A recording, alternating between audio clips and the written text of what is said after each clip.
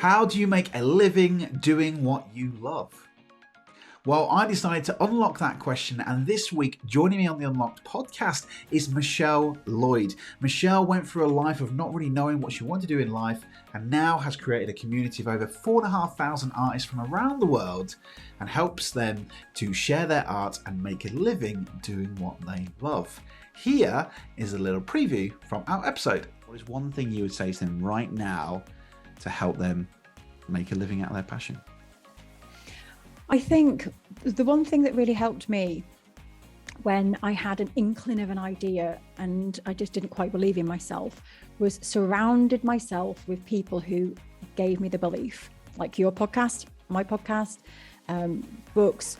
I literally consumed other people's thoughts every single day to make myself believe in myself. And so I think that's the one thing I would say is choose your people really carefully and start consuming so that you start to really, really believe that you can do this, because you can do anything. This episode is packed full of great ideas and tips that will help unlock your full potential, remove those barriers that hold you back from living the life you deserve, and why your art matters and why we should all be making a living doing what we love. The episode is out now on all major podcast platforms. Go give it a listen and let us know what you think.